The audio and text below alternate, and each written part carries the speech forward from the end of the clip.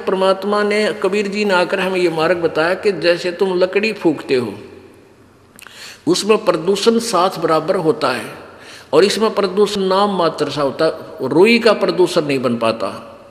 घी डाले जाओ और जलाए जाओ, एक 200 ग्राम रुई से आप 10 क्विंटल 100 क्विंटल घी को सवा कर सकते हो, हवन कर सकते हो।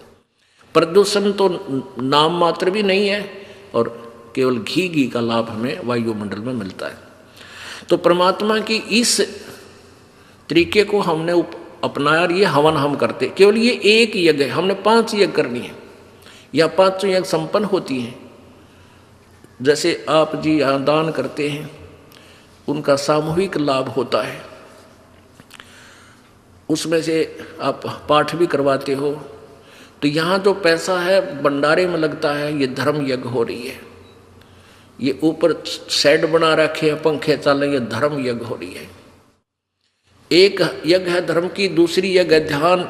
यहाँ आकर भगवान याद आता, दूसरी बात याद नहीं आती। ये ध्यान यज्ञ होगी, भगवान के चरणों में उसकी याद बनी रहना, ये ध्यान यज्ञ है। और तीसरी यज्ञ हवन की। यहाँ जितने भी ये पाठ चल रहे हैं, प्रत्येक प्राणी की, प्रत्येक व्यक्ति की अलग अलग ज्योतियाँ जलाई जाती हैं। 3 दिन तक अखंड चलेंगी और 3 दिन के प्रोसीजर में पूरे समागम में लगभग 1 किलो घी एक ज्योति का सवा हो जाता है अप्रोक्सीमेटली। और फिर भी यहाँ दिन रात हवन हम अलग से भी एक ज्योति जला कर छोड़ देते हैं। घी का सवा होना ही हवन है।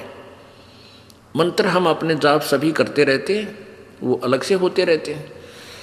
तो ऐसे हम दिन रात यहाँ अखंड ज्योति जलती हैं। जैसे जो पुण्यात्मा ज्योति हवन नहीं कर सकते घर पे, या और एक्स्ट्रा ज़रूरत है उनको ग्लूकोज चढ़ाने की, तो यहाँ ज्योति के लिए पैसा जमा करा देते हैं, हम उनका हवन यहाँ करते रहते, ज्योति चलती रहती।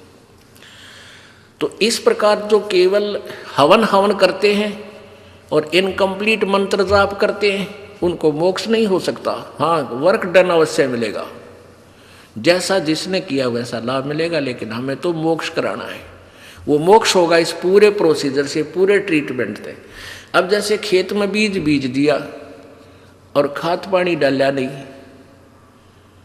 और खाद घेर दिया, पानी डाला नहीं, तो भी व्यर्थ है।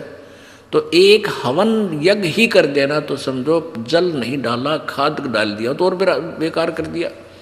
तो इस प्रकार परमात्मा ने ही आकर हमें ये सुचारू प्रोसीजर परमात्मा के पाने का बताया है। अप आरती अप साजे, अप किंगर अप बाजे, अप ताल जहाँ जनकारा, आप नचे आप देख नारा, कह कबीर ऐसी आरती गाऊँ, आप आवाज़ आप सुनाऊँ। परमात्मा ने स्वयं ही आकर दास बनना पड़ा, स्वयं ही आकर यहाँ पर भगत बनना पड़ा, स्वयं ही आकर तत्वदर्शी संत बनना पड़ा, और भगवान तो वो है ही है। आज का प्रसंग सत्संग प्रारंभ हुआ था कि जैसे वर्क डन ही जीव को मिलता है, यहाँ पर कर्म प्रधान है, बिल्कुल सत्य है, कर्म प्रधान है। अब हम वो कर्म क्यों ना करें जिससे हमारा मोक्ष हो। हम वो कर्म करें जिससे, कर्म तो करना ही है, पेट के लिए तो कर्म सेपरेट है, लेकिन भक्ति मार्ग के जो कर्म हैं वो हम वही करें जिससे हमारा मोक्ष हो। तो यहाँ का प्रोसीजर है, यहाँ का विधान है कि जैसे कर्म करेगा वैसा ही फल मिलेगा। जो शास्त्र विधि त्याग का मनमाना आचरण यानी कर्म करेगा, साधना करेगा, तो उसको यूजलेस है। गीता अध्याय नंबर 16 के श्लोक नंबर 23 में, मन तू पावेगा अपना किया रे, भोगेगा अपना किया रे। मन तू पावेगा अपना किया रे, भोगेगा अपना किया रे। सच है। परमपिता परमात्मा परमेश्वर कबीर जी अपनी महिमा और तत्व ज्ञान का प्रचार स्वयं ही करने के लिए आते हैं।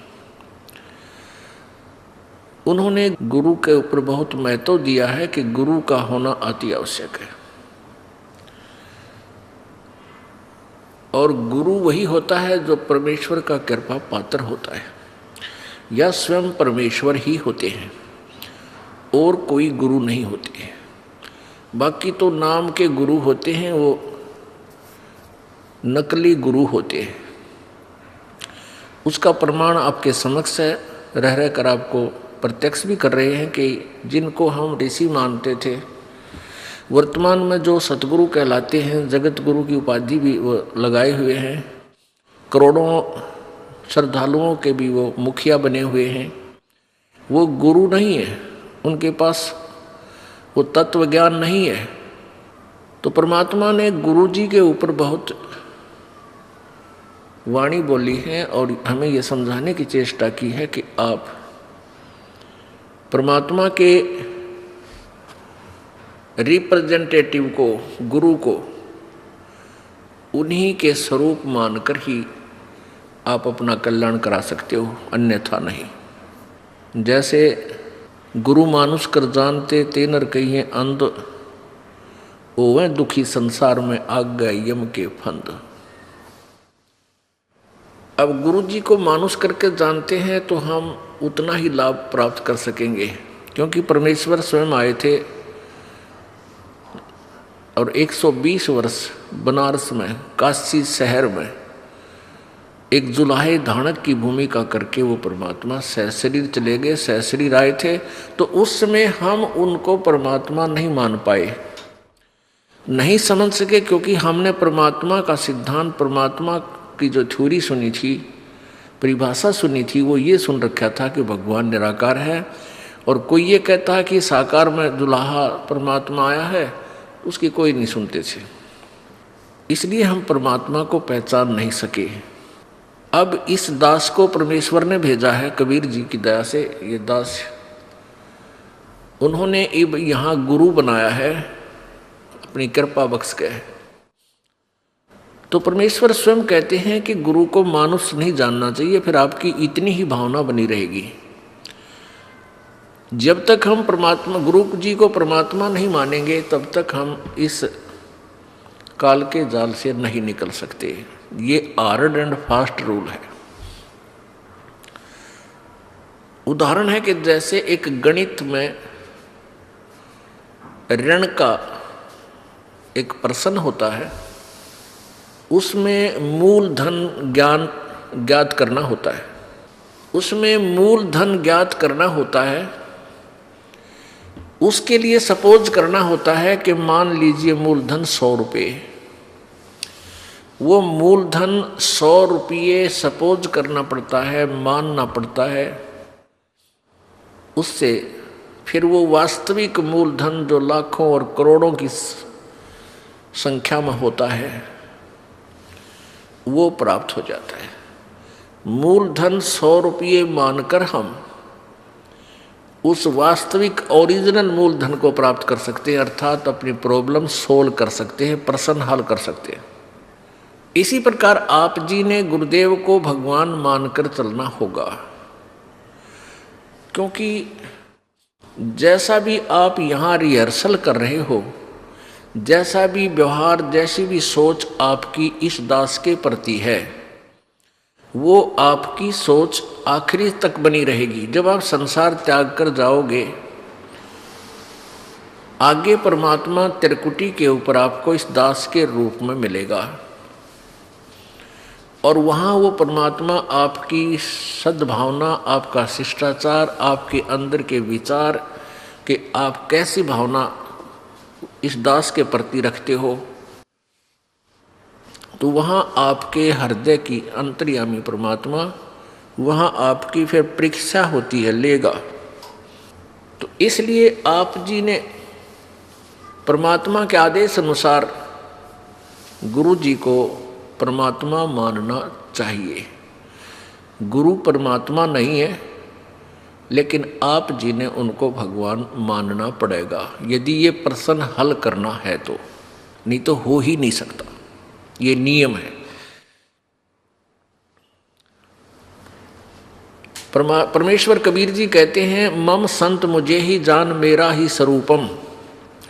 मेरे संत को, मेरे प्रतिनिधि को मुझे ही जान, वो मेरा ही स्वरूप समझ लेना। तो पुण्यात्मा, जैसे आपके सामने भगवान आ जावे परमात्मा आवे तो आपका कैसा व्यवहार होगा? ठीक है, कोई निर्धन है वो माया मांगेगा, निसंतान संतान ही मांगेगा, जैसे आपके लिए हर्षद चल रही है। लेकिन आपको वास्तव ये पता हो ये भगवान है, आप आपके हृदय मान ले, तो फिर आपका कैसा व्यवहार होगा? अरे सामने भगवान खड़ा और आप कैसे बोलोगे, कैसे विचार करोगे, कैसे उनके प्रति भावना रखोगे? उनको अंतर्यामी जान के आप मन में सोच भी गलत नहीं ला सकते और लेनी भी नहीं चाहिए। और न ही गुरु जी के सामने यानी प्रभु के सामने झूठ बोलना चाहिए, क्योंकि फिर सारे फाउल पॉइंट है।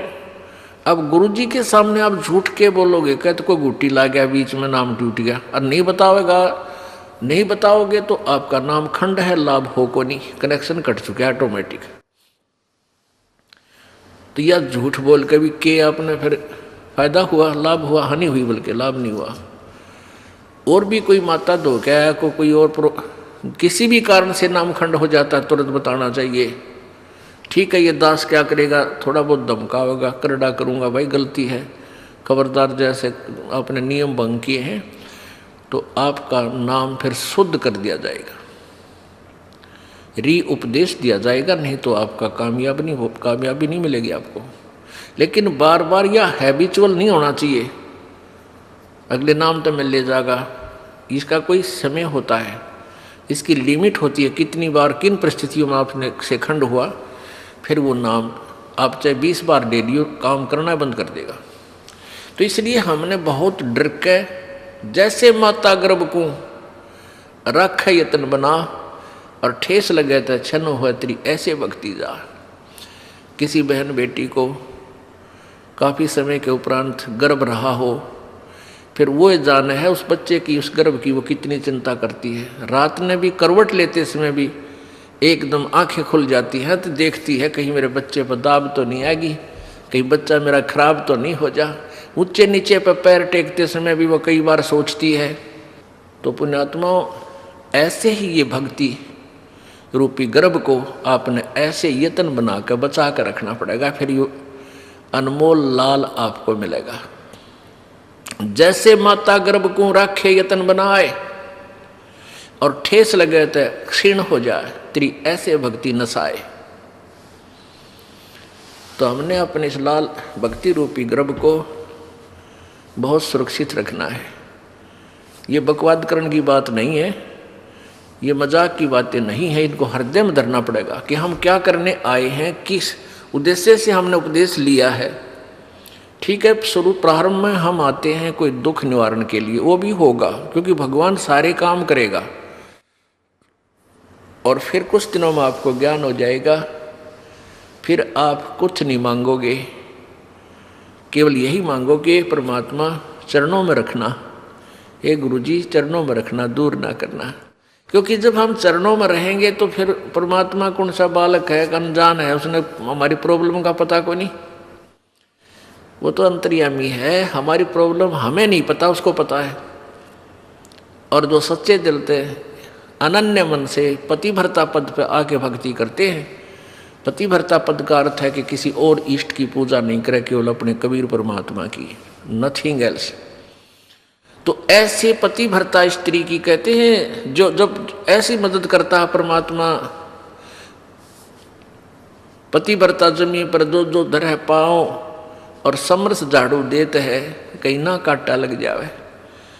जैसे पतिभर्ता यानी एक इष्ट पर आश्रित और सभी उपासनाएं छोड़कर सच्चे दिल से गुरु मर्यादा में चलती हुई जो आत्मा पुण्य आत्मा है, वो पतिभर्ता परमात्मा के प्रति है।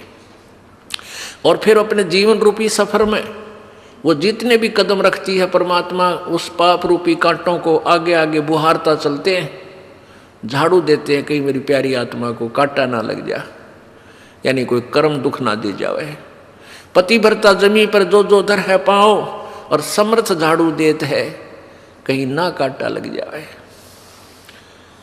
तो पुण्यात्माओं, हमने परमात्मा से इतना लाभ लेने के लिए इस योग्य बनना पड़ेगा ताकि वो हमारी न्यू देख केयर टेक करे। जब तक हम इतने योग्य नहीं होंगे, ठीक है, वर्क डन आपको मिलता ही रहेगा। अब प्रसंग चल रहा है कि गुरु गोविंद दोनों खड़े और किसके लागू पाए, बलिहारी गुरु अपना गोविंद दिया मिलाए।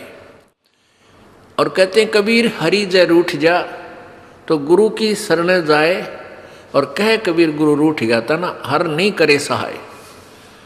अब जैसे जिस प्राणी के पुण्य अक्षीण हो जाते हैं, जब तक पुण्य रहते हैं तब तक तो प्रत्येक प्राणी सुखी नजर आता है। घर में भी, व्यवसाय में भी, बाल बच्चे भी ठीक हो जाते हैं, शादी ब्याह भी हो जाता है। और फिर जब पाप कर्मों का दौर प्रारंभ होता है, क्योंकि ये मिश्रण कर रखा काल भगवान ने, हमारा प्रारब्ध बना रखा है, तो हमारे संचित पुण्य और पापों में से जो डिपॉजिट हैं जन्म जन्मांतर के, उनमें से एवरेज रेशो से निकाल कर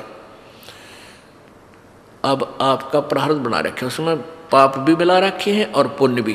पुण्य से सुख होता जा रहा है, फिर पुण्य वाला बैटरी आपकी डिस्चार्ज होगी, वो खाता खत्म होया, अब पाप वाला शुरू हो गया, आपत्ति पर आपत्ति, आपत्ति पर आपत्ति आप पर प्रारंभ होगी। और जब तक आप आन उपासना भी करते थे, किसी नकली गुरु की शरण में भी थे, तो भी आपके घर में सुख होता जा रहा था। आप ये सोच रहे थे हमारे सतगुरु जी की दया से सब कुछ हो रहा है, और फिर उसी सतगुरु जी की शरण में रहते रहते सारी ब्रांड माटी होगी, फिर कहाँ गया वो सतगुरु जी। इम्प्रूव होना चाहिए था, तो आप तो बिल्कुल गिरावट में आ गए, तो पुण्य समाप्त हो गए, पाप शुरू हो गए। जब इंसान कोई गढ़ा दुखी हो जाता है तो वो क्या कहता है, भाई मेरा राम रूस गया, मेरा भगवान रुष्ट हो गया, मेरा भगवान रूस गया, मेरे ऊपर आपत्तियाँ आ गई। और जो सुखी नजर आता है उसको आम आदमी का आग्रह, इस पर भगवान राजी हो रहा है, इसका परमात्मा राजी है, इसके घड़े अच्छे कर्म हैं। तो परमेश्वर क्या बताना चाहते हैं कि जैसे आपके पुण्य समाप्त हो गए, अब जैसे कोई व्यक्ति एक नल पर से घड़ा भर ले गया पानी का, और कहीं दूर जाकर के कार्य कर रहा है, खेत में या मजदूरी, किसान का काम या जैसा भी, या अपने घर पे ले आया, जब तक वो जल है उस घड़े में तो कोई प्रॉब्लम नहीं। और जब घड़े का जल समाप्त हो जाता, समस्या आ जाती है और प्यासे मर जाते हैं, तो कहाँ जाते हैं, फिर हैंडपंप के पास जाते हैं और उसकी करके पूजा यानी सेवा करके हैंडपंप से फिर भर लेते हैं। तो यहाँ परमात्मा कहते हैं कि जैसे वो जल है वो तो मान लो भगवान, क्योंकि जल से प्यास बुझी, आनंद हुआ, सुख हुआ। और नल का समझ लो गुरु, क्योंकि गुरु बिना भगवान मिला को नहीं, ये नियम है। तो हैंडपंप ने तो गुरु मानो और मटके के जल को भगवान मान लो, वो आपके पुण्य है। तो आपके जब पुण्य समाप्त हो गए, आपके मटके का जल समाप्त हो गया, तो कहाँ जाओगे, हैंडपंप के पास जाओ, उसकी सेवा करो, मोमेंट दो उस हथली को और फिर भर लाओ। और जो हैंडपंप पे खराब कर दिया आपने, फिर जल ना मिला आपको। तो यहाँ क्या बताना चाहते हैं, गुरु गोविंद दोनों खड़े और किसके लागू पाए, एक तरफ हैंडपंप है, दूसरी तरफ एक मटके में जल है। तो कहते हैं किसको अधिक आदर करूं, एक तरफ भगवान खड़ा है मान लीजिए, एक तरफ गुरु जी हैं, तो किसको प्राथमिकता दूं। परमात्मा उत्तर भी दे रहे हैं कि बलिहारी गुरु अपना जिन गोविंद दियो मिलाए। फिर क्या बताते हैं, कबीर हरि जय रूठ जा, यानी तुम्हारा राम रूस गया, आपत्तियां शुरू होगी, वो घड़े का जल समाप्त हो गया। तो गुरु की शरण में जा, यानी पूर्ण संत के पास शरण में पहुंच और कह कबीर गुरु रूठ गए तो हर ना करे सहाय। आपने गुरु जी के प्रति ही कोई दुर्भावना पैदा कर ली, कोई उसमें दोष देख लिया अपनी ही सोच अनुसार, या कोई यहाँ अपने मर्यादा भंग कर दी, तो उससे गुरु रुष्ट हो जाता है।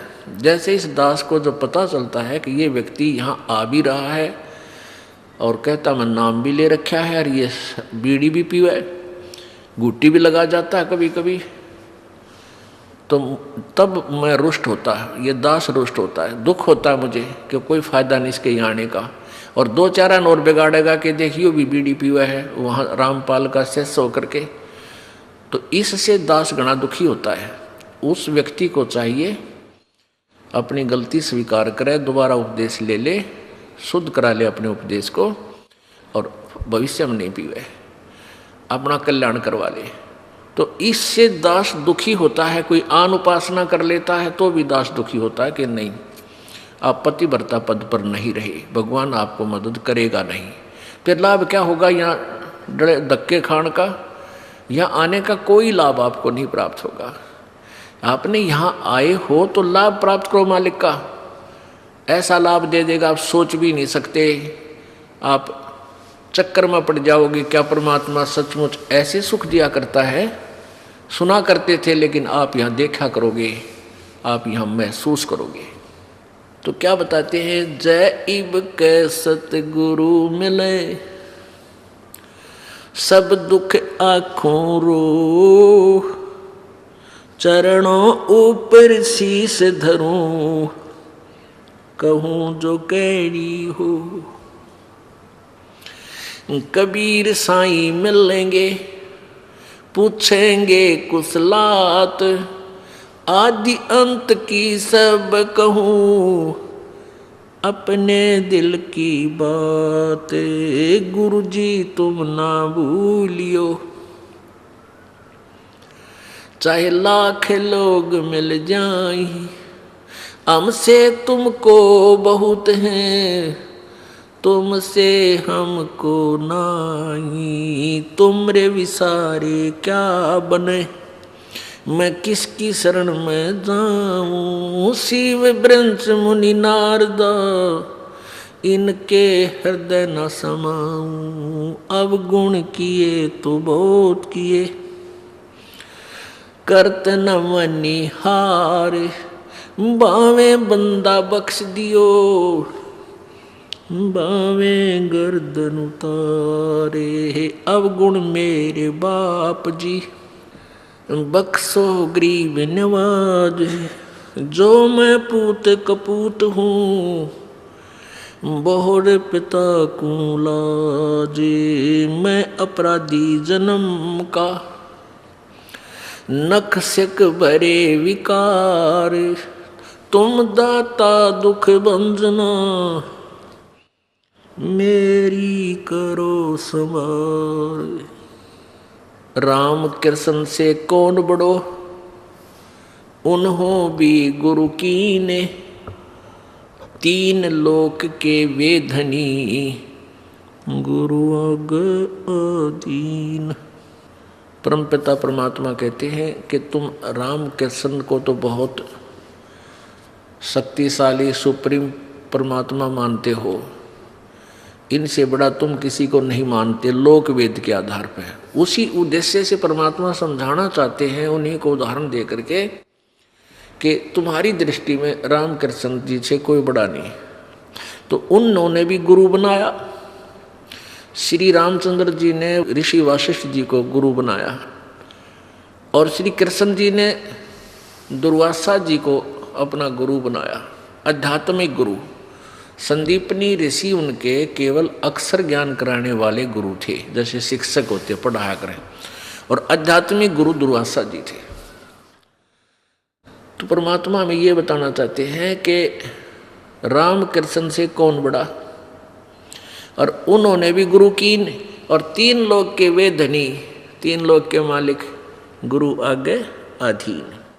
यानी हमने आपने अभी सोचने की कोई आवश्यकता ही नहीं रही। जब राम कृष्ण जी को आप बड़े भगवान मानते हो और उन्होंने भी गुरु बनाकर ही अपना कल्याण समझा, यानी स्वर्ग तक जाने का भी उनका जो कार्य था, वापस जाने वाला काम भी उन्हीं गुरुओं से बना।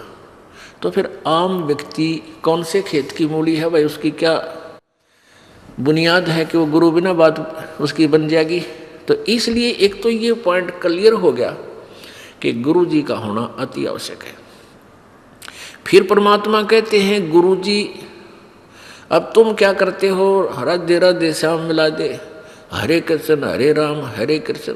कहते हैं 3 लोक सब राम जपत हैं और जान मुक्ति को धाम। और श्री रामचंद्र जी ने वशिष्ठ गुरु किया, उन्होंने दिया उनको ओम नाम। बता ले भाई, कर ले के करे। अब हम तो राम राम जपें, श्री रामचंद्र जी को सुप्रीम पावर मान के, और श्री रामचंद्र जी वशिष्ठ जी के पास जब गुरु बनाने गए, उन्होंने वशिष्ठ जी ने श्री रामचंद्र जी को ओम नाम दिया था जाप करने का। बता भाई, हम कहाँ खड़े कर रखे थे नकली गुरुओं ने। अब वो जिस नाम राम माना वो तो ओम का नाम जाप करे, हम राम राम करें। जैसे कोई व्यक्ति तो लड्डू खावे राम है, क्या खावे डले, कोई बात हुई या? यानी वही जैसे कोई काजू खावे बादाम खा रहा है और हम खाओ बादाम का छिलका। यानी राम शब्द जो है उसके अंदर गुप्त है वो मंत्र आम व्यक्ति नहीं कह सकता कि तू यो मंत्र जाप कर ले, फिर वो उसका गुरु बन गया। अगर किसी ने किसी को थोड़ा सा भी गुरु रूप में गाइड कर दिया तो वो ओरिजिनल गुरु से कटकर वो ऑटोमेटिक सिस्टम है कि वो गुरु बन गया। अब दोनों चौड़ चपट उसके ऊपर उसका भार आ गया। तो ऐसे ये गुप्त मंत्र रखे जाते हैं, ये सीधे नहीं कहे जाते कि हमारे गुरुजी ये नाम देते हैं ऐसे जाप कर लो या ऐसा कर लो, नहीं। इतना कह सकते हैं भाई राम नाम भज लो, राम नाम जपया करो, राम नाम ले भाई, राम नाम ले। अब वो राम का नाम अन्य है, जैसे बादाम का छिलका ऊपर कुछ है अंदर गिरी नारी है, ऐसे ही ये नाम गुप्त होते हैं। कोई जैसे महर्षि वाल्मीकि जी को नाम दिया था, अब वो कहते हैं वो राम राम करे था, राम नहीं करे थे वह, वो तो ओम नाम का जाप जपया करते। राम तो वैसे जैसे हम सच्चाई बोलते हैं ना, ये हमारा मंत्र नहीं है। ऐसे ही राम कोई शब्द मंत्र नहीं है किसी ऋषि का, वो तो ओम से शुरू होते हैं।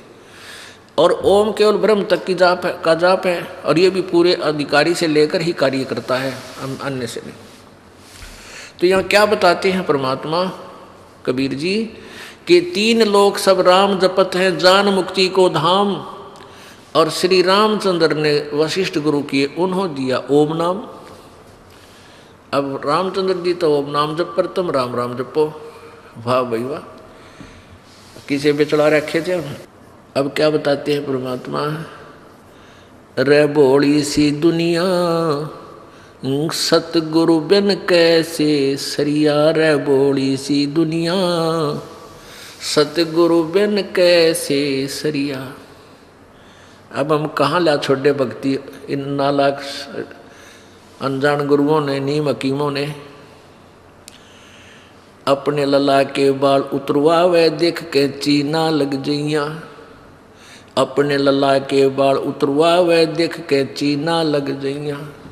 एक बकरी का बच्चा लेके उसका गला कटैया, रे भोड़ी सी दुनिया गुरु बिन कैसे सरिया। जैसे पहले हम डले डोया करते, ये आन उपासना करते थे, शास्त्र विरुद्ध साधना करते थे, तो क्या करते हैं, गुड़गामा वाली माता के ऊपर बकरे भेंट चढ़ाए जाते हैं। अब तो प्रोसीजर थोड़ा बदल दिया है, पहले तो कटवाया करते वहां जाके। अब वहाँ क्या करते हैं कि कोई बालक बीमार हो गया या उसकी कुशल के लिए क्या करते थे, माता हे माता तेरा एक बकरा बोल दिया, तेरा भेंट चढ़ाऊंगी। वह बुढ़िया बोल दिया करती अपने पोते पोती की खैर के लिए। और फिर जैसे ये बच्चे के जो प्रथम बाल होते हैं, इनको क्या करा करते, पहले अपने इष्ट धाम पर चढ़ा के आया करते। तो परमात्मा क्या कहते हैं, हम कैसे मूर्ख बना रखे थे इन नकली संतों ने। वह बुढ़िया यानी दादी अपनी पुत्र वधू को और उस पोती या पोते को, जो नवजात शिशु होता है, उसको लेकर गुड़गामे वाली पर जाकर माता पर जाती है और वहाँ जाकर नाई होता है। ये वहम बाढ़ रखे हमारे कि भ्रमणा पैदा कर रखी है कि पहले बाल जो है अपने इष्ट धाम पर चढ़ाकर, नहीं तो बालक का उग चुक हो जाए।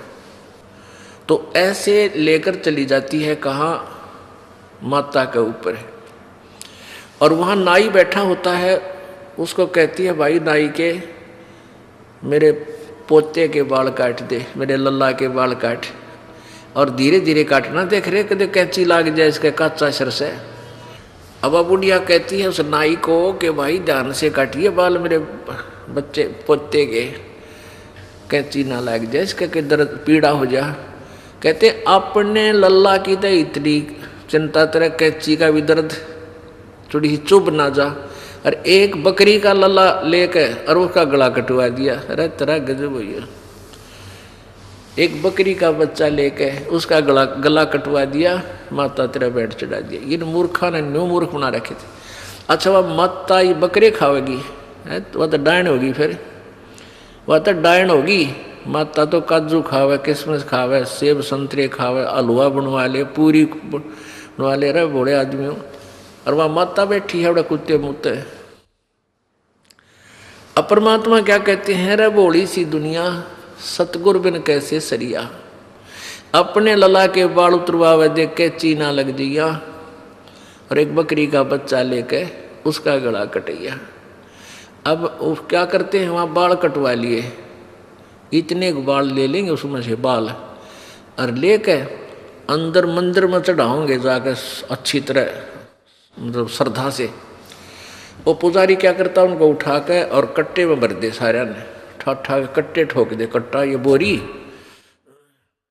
और फिर शाम ने कुरडियाँ पे गिर दे ठा के जहाँ गंद पड़ा हुआ, और वो कौन सा बैंक में जमा करा होगा उन बाड़ा उसने बाहर फेंकने ठा के। तो आप क्यों ना अपने काट के कितने गिर दो उन्हें, इन बालों के चक्कर में पड़ के मेरा ने कितनी समस्या पैदा कर रखी है। अब क्या है कि हमने देखे जगह जगह ये थान बना रखे हैं, स्थान एक 3x4 का चबूतरा बना देंगे, थोड़ा सा 1-1.5 फुट ऊंचा, और उसके सेंटर में बनाओगे ऐसा बढ़िया महल पित्तर का, 5-4 ईंट खड़ी, एक आधी बराबर में 2 पाछे, आगे कोई कवाड़ नहीं उसका, खुल्लम खुला। और फिर उसने माता मान ले या पित्तर का थान बनाते हैं कि यहाँ हमारा पित्तर रहता है। किसी बच्चा ने खेल बना रखा था हमने, वो पित्तर 6 फुट का था, ईब उसी इतनी आड़ी में क्यों कर पड़ेगा भाई। तो सोच कदे बुद्धि में ना आई बात मारे। तो परमात्मा हमें ये याद दिलाना चाहते हैं, तुम ईब क्योंकि हम सैने होगी मासी आवा हमने, और पहले इनू तुचकारा कर दे, डरते कदे तुम्हें सेध जाए, इसमें नुकसान कर दे हो, और उस पर कुत्ते मुत्ते ने वो भी समझ में ना आई, सेकंड टांग तोड़ दे हो जाए, इसमें तुम्हें होता शक्तिशाली होता ये। तो क्या बताते हैं, कच्चा पक्का भोजन बना के और माता धोकने गईया, उस माता ऊपर कुत्ता मुत्ता, ओ क्यों ना मर गईया रे बड़ी सी दुनिया। अब हमारी दादी बनाया करती, गुड़गाम वाली धोकनी है, वो कच्चा पक्का दलिया बना के बेरा उन्हें कुत्ते ने खाना है, कौन सा को खाओ उसमें, और नुए कच्चा पक्का ठा के और गेर के उस माता के चबूतरे पे। अब वो पूजा करनिया तो नीचे नहीं उतरे, माता की भोग लगा के इतने कुत्ते चढ़ने 4, और उस माता के सारे दलिए ने खाकर ऊपर चलते हैं, पेशाब करके चले माता के चोटे में, वो पत्थर के महल के चोटी मुते। तो यहाँ परमात्मा कहते हैं जय उसमें कोई शक्तिशाली होता तो कुत्ते की टांग तोड़ो पहले थे। तो पुण्यात्माओं हम कति अनजान बना रखे थे, इन स्वार्थी और अज्ञानी गुरुओं ने हमारे जीवन बर्बाद करा दिए। हमारे सारे पूर्वज कोई भूत बना दिया, कोई पितर बना अंडे है, धक्के खाते फिरे हैं, क्योंकि वो शास्त्र विरुद्ध साधना करते रहे। फिर क्या बताते हैं, जीवित बाप गे लट्ठम लट्ठा और मुए गंग पोचैया। जीवित बाप गे लट्ठम लट्ठा और मुए गंग पोचैया, और जब आवे आसोज का महीना वो कौवा बाप बनैया रे बोली सी दुनिया। अब जैसे श्राद्धों के समय में, अब जैसे पिता की गति कहाँ से शुरू करते हैं, माता की गति कहाँ से शुरू करते हैं, कि पिता की मृत्यु होगी। ठीक है भाई, सवा कर दिए संस्कार, उसका अंतिम संस्कार कर दिया। फिर क्या होगा, पंडित आवेंगे गरुड़ पुराण पढ़ने खातिर। ये विशेषकर शहरों में लाग गणी थी, आम गांव में तो शायद कम है, लेकिन उनमें ज़्यादा थी। तो क्या करता था पंडित जी, 7 दिन तक गरुड़ का पाठ करता था, गरुड़ पुराण को पढ़ता था। भोग लगता जब लोग और श्रद्धालु उसको पैसे चढ़ा देते, वो काख में देकर थैले न अड़ जाता रहता। अब परमात्मा क्या कहते हैं, कुल परिवार तेरा सकल कबीला मसलत एक ठराई, बांध पिंजड़ी आगे धर लिया फिर मरगट को ले जाई, अग्नि लगा दिया जद लंबा फूक दिया उस ठाई, प्राण बांध फिर पंडित आए है पीछे गरुड़ पढ़ाई। अब क्या बताते हैं कि जब तू मृत्यु हो जाती है, परिवार के सदस्य तुरंत तैयारी पकड़ लेते हैं, उठाओ उठाओ जल्दी करो। कुल के लोग आ जाते हैं और शमशान घाट में जाकर तेरा काम कर दिया, तमाम शरीर फूक दिया। अब आते हैं वो नकली गुरु पेट भर, वो कहते हैं तेरे पिता की गति हो जाएगी, 7 दिन गरुड़ का पाठ करा ले। वो गरुड़ का पाठ कर दिया, ठीक होगी गति। फिर क्या कहते हैं, ईब अस्थि उठा इसकी, वह हड्डियाँ बच जाती हैं, जलती नहीं, कुछ ऐसी होती हैं। इन अस्थियों को उठाकर और गंगा में जाकर वहाँ पुरोहित के द्वारा जल प्रवाह कर गंगा में प्रवाह करा दे, तेरे पिता की गति हो जाएगी। अब वो अस्थि उठाकर वहाँ से ले गए। कहाँ गए, वहाँ एक और बैठा दुश्मन, वो जाते न्यों पूछेगा। एक भगत की पत्नी नाम ले रही थी, वो पति नाम ना ले था। वो समस्या यही मान रहा था कि मैं अपने पिता की अस्थियाँ नहीं गंगा में गेर के आया तो फिर पुत्र का लाभ क्या हो, मैं जब तक मेरा पिता जीवित है मैं नाम ना लूँ। उस पत्नी को नाट्या नहीं करता, यह भी उसकी अच्छी यानी भावना थी। तो एक दिन वो उसका कोई ताऊ चाचा मर गया, उनके साथ चला गया, अस्थि ले गए। और वहाँ वो पेट भर पांडा बैठा था, वहाँ उनके सीमा बांट रखी उन्हें कि यो हिसार जिला हमारा, ये फलाना जिला हमारा, ये हरियाणा का, ये हरियाणा इतना क्षेत्र हमारा, उन्हें बांट रखी है। तो एक कहने लगा, भाई कहाँ से आए हो? कि हरियाणा से। कि आजा आजा तुम मेरे यहाँ दूर हो जाओ, ये हमारे हैं। वो उड़ा बुला लिए, वहाँ चले गए। तो अपने तो करना ही था वो काम, कोई मिल जाए। तो देख के पिछली खोट गया सारा पिछला, वो थारे फलाने भी आए थे, दगड़े भी यहीं आए थे, और जजमान इबकत बहुत जन्म आए तुम, और तरह नाश जाइए। बोला मेरे तो धक देशी हुई कि दुश्मन मारे रोज मरण की बाट देखा। ये शुक्र मनावा कि इनका रोज मरा, हम रोज आवाने को इबकत बहुत जन्म आए। नो बोला उस दिन मेरा धक्का हाँ लग गया। कुछ ज्ञान सुन रहा था वो अपनी पत्नी के माध्यम से कि इन हड्डियाँ उठाने से कोई फायदा नहीं होता, संत गुरुजी ऐसे ऐसे बताते हैं। उसका कुछ जच्चे थी कुछ ना जच्चे थी। फिर उस दिन फाइनल फैसला हो गया, वापस आते ही नाम लिया और अपना कल्याण करवाया। अब वहाँ कहते हैं जीवित बाप के तो लट्ठम लट्ठा हैं, सारी उसकी उल्टा बोल है, उसकी कोई सत्कार आदर नहीं करता, ना उसकी कोई सेवा करते हैं। और मरे पातशाह ने हो गए, फिर इसकी पूजा शुरू कर दी तुमने। फिर गंगा में डालन खातिर चल पड़े उनके अस्थियों को सत्कार करने के लिए।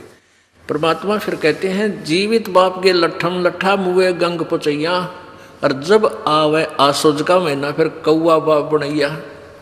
अब क्या होता है, फिर श्राद्ध शुरू हो जाते हैं। पहले फिर महीना करते थे, पहले तो बड़ा लटोटर था, 1 साल तक आए महीना वो गुरु जी जिम्या करता, और फिर 6 माही करते, फिर 1 वर्षी करते, और वर्षी तो फिर घने दिन तक ही चला करती, काफ़ी दिन तक। और फिर श्राद्ध शुरू हो जाते कि पत्र बन गया। फिर कहते इसके पिंड भरवा दो, भूत जोनी छूट जाएगी। यानी सारे फंड करवा के यूँ कराते समय ये कहते थे तेरे पिता की गति होगी। फिर आया आसोज का महीना, आसोज के महीने में श्राद्ध शुरू हो जाते हैं। आसोज के महीने में श्राद्ध निकालते हैं। अब परमात्मा कहते हैं वो एक दिन श्राद्ध कर दिया, वो निश्चित दिन, जैसे कोई सातम न मर गया। आप मान ले किसी का पिताजी सातम को मृत्यु को प्राप्त हुआ, किसी भी सातम को, तो वो आसोज के अंदर 16 दिन सेलेक्ट कर रखे हैं, यानी अमावस्या से लेकर पूर्णमासी तक 16 दिन सेलेक्ट कर रखे हैं। इन 16 दिन में से जिसका सातम न मरा है तो सातम वाले दिन एक उनके गुरुजी आवेंगे ब्राह्मण, और वो श्राद्ध निकाल लेगा। अच्छा बढ़िया भोजन, कुछ कपड़े वपड़े, फिर पूजा पाजा उसको चाहिए, वो सारा सौदा उसको दिया जाएगा। अब आसोज के महीने में क्या करते हैं, वह गुरुजी आता है, बढ़िया भोजन बना के सबसे पहले कहेंगे छत पे रख दो। कहता छत पे रख दो, कुछ भोग लग जाएगा। तो वो छत पर रख कर आते हैं और कौवे वहाँ पहुँच जाते हैं। अब कौवा उसको खा लिया कौवे ने, तो वो गुरुजी कहता है भाई तेरे पिता को भोग लग गया, हो सकता है तेरा पिता कौवा बन गया हो। अरे तेरा गजब हो यो, अब कहाँ से गति कराने लगे थे, पिताजी कौवा बना के छोड़ दिया और कहते इसकी गति होगी। अब परमात्मा कहते हैं जब आवे आसोज का महीना, अरे फिर कौवा बाप बनाया। अरे बोली सी दुनिया, गुरु बिन कैसे सरिया। अब क्या बताते हैं, प्रेत शिला पर जा बिराजे पितरों पिंड भराई, बहुर श्राद्ध खान को आए वो काग भये कल माही। फाइनल फैसला करते हैं परमात्मा की वाणी में, जय सतगुरु की संगत करते तेरे सकल कर्म कट जाई, अमरपुरी पर आसन होते जहां धूप न छाई।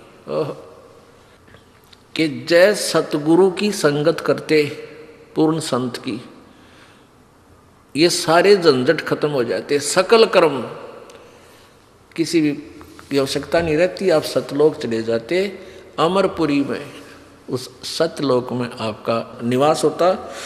जैसे गीता जी अध्याय नंबर 18 के श्लोक 62 में कहा है कि अर्जुन तू सर्वभाव से उस परमेश्वर की शरण में जा, उसकी कृपा से ही तो परम शांति और सनातन परम धाम को प्राप्त होगा। सनातन परम धाम शाश्वतम स्थानम अमरपुरी सत्यलोक, वहाँ चला जाएगा। गीता जी अध्याय नंबर 15 के श्लोक नंबर 4 में ये कहा कि जब तुझे तत्व ज्ञान मिल जाए, उस तत्व ज्ञान रूपी शस्त्र से इस अज्ञान रूपी पेड़ को काट के, उसके बाद उस परम पद पर उस परमेश्वर के परम पद की खोज करनी चाहिए, जहां जाने के बाद फिर लौटकर प्राणी संसार में नहीं आते। और जिस परमेश्वर ने सब ब्रह्मांडों की रचना की है, और मैं उसी की शरण हूँ। गीता ज्ञानदाता भी कहता है मैं भी उसी की शरण में हूँ, उसी वही पूजा के योग्य है, उसी की पूजा कीजिए। अपने आत्माओं, अब ये श्राद्धों की बीमारी कहाँ से लगी? पुराणों से।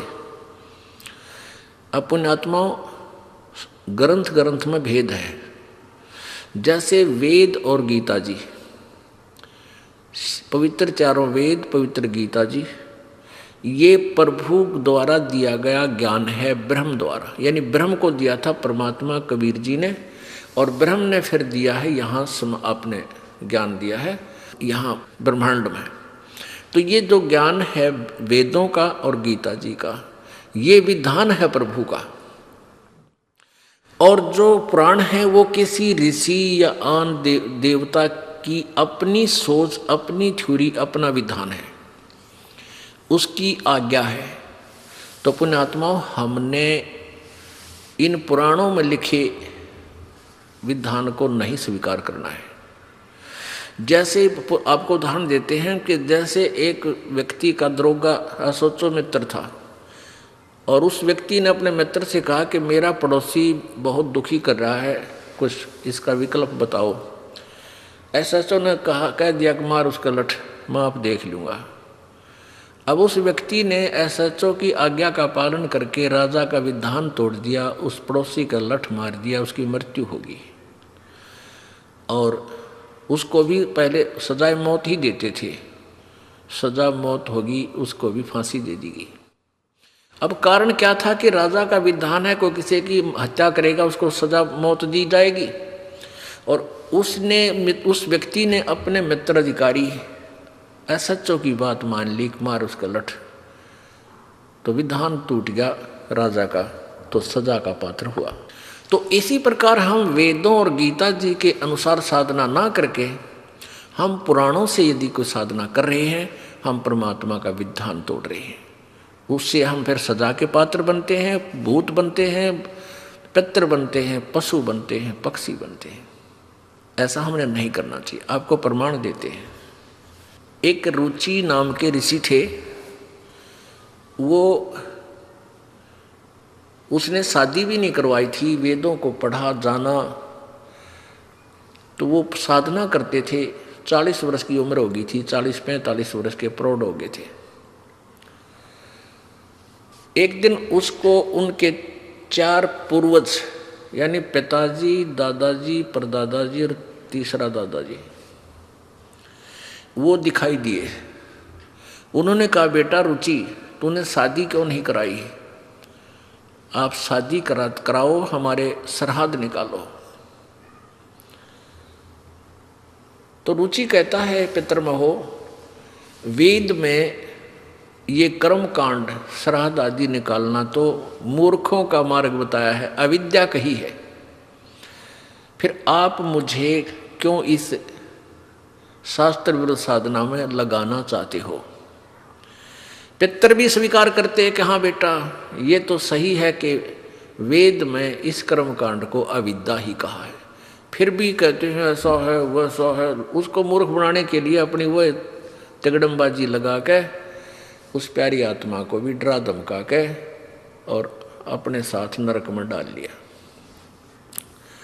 अब जब खुद कह रहे हैं कि वेद में सही लिखा है कि ये तो है मूर्खा की पूजा, और फिर कहते ना बेटा तो ये तो करना ही पड़ेगा, या कोई बात हुई? अब देखिएगा मार्कंडेय पुराण, इसमें आपको दिखाते हैं रुचि ऋषि की कथा। ये मार्कंडेय पुराण है, मार्कंडेय पुराण, सचित्र मोटा टाइप, केवल हिंदी, संक्षिप्त, गीता प्रेस गोरखपुर से प्रकाशित है। गीता प्रेस गोरखपुर जो है हिंदू समाज के लिए ISI मार्क है। मार्कंडेय पुराण सब गीता प्रेस गोरखपुर से प्रकाशित है। प्रकाशक हैं एवं मुद्रक गीता प्रेस गोरखपुर, गोविंद भवन कार्यालय, कोलकाता का संस्थान। इसके 243 पृष्ठ पे 42 पे आपको दिखाते हैं। पृष्ठ नंबर 242, संक्षिप्त मार्कंडेय पुराण, रोच्य मुनि की कथा,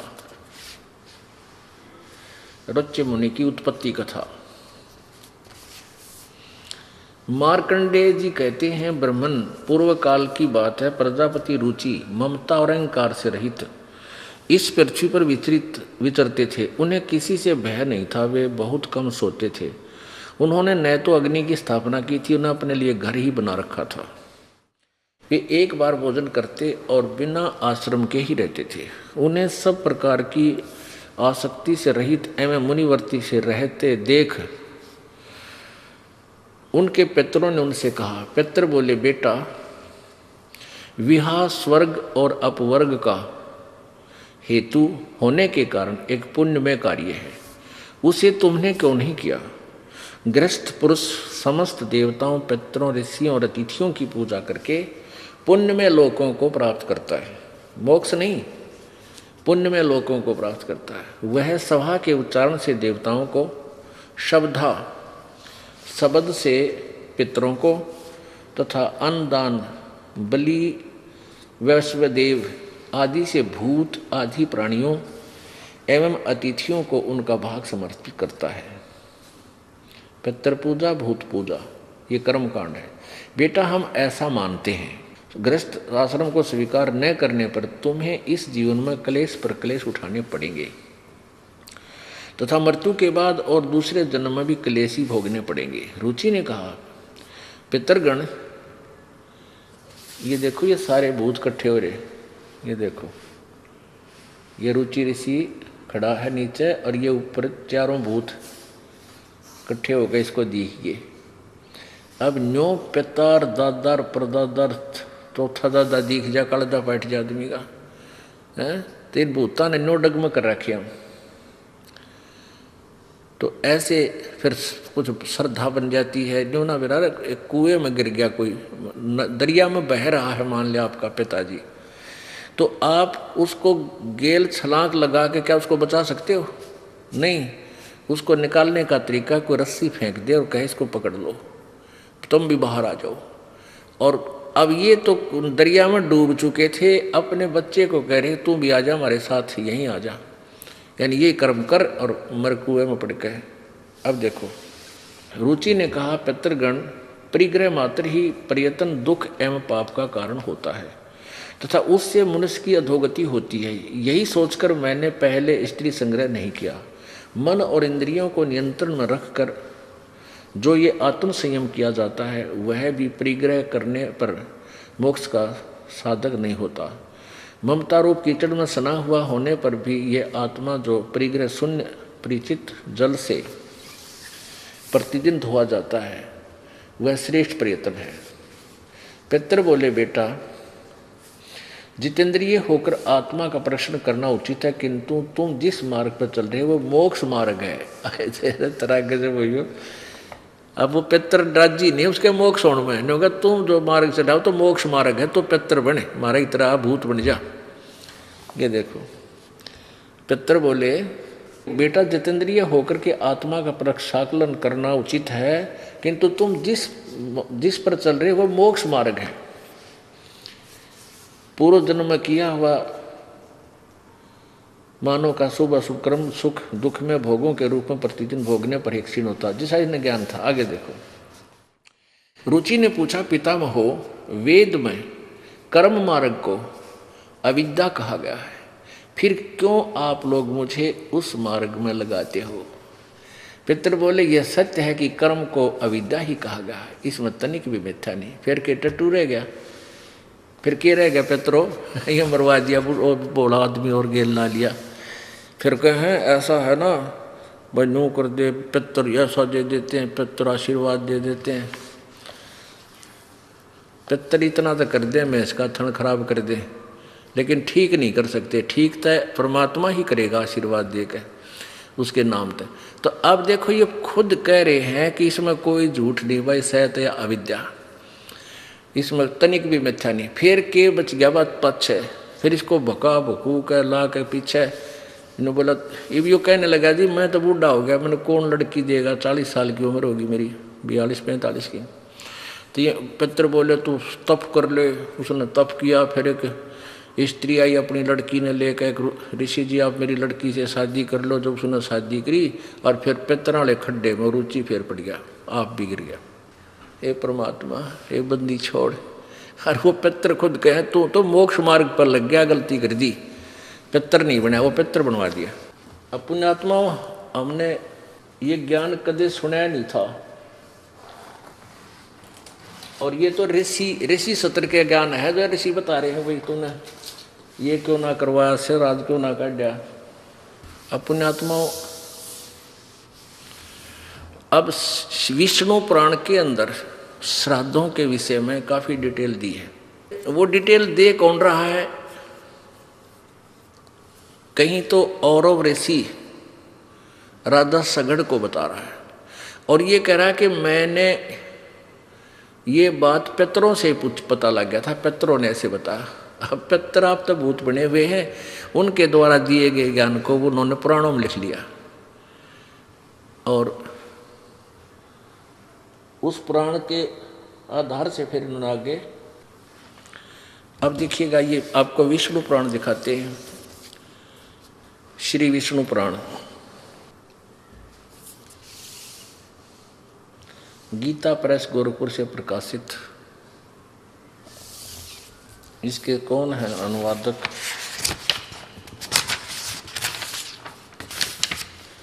श्री विष्णु पुराण अनुवादक मुनीलाल, श्री मुनीलाल गुप्त।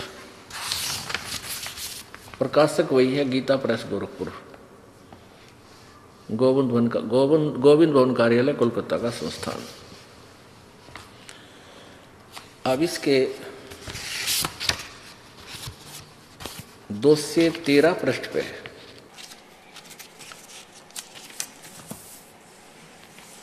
ये देखिएगा, तृतीय अंश अध्याय नंबर 16 और यह है 15वें अध्याय में, 16वां यहां से शुरू होता है। इसमें क्या लिखा है कि हे राजन, श्राद्ध करने वाले पुरुषों से विश्व देवगण, पितृगण, मातामह और कुटुंबी जन सभी संतुष्ट रहते हैं। हे भूपाल, पितृगण का आधार चंद्रमा है और चंद्रमा का आधार योग है, इसलिए श्राद्ध में योगी जन को नियुक्त करना अति उत्तम है।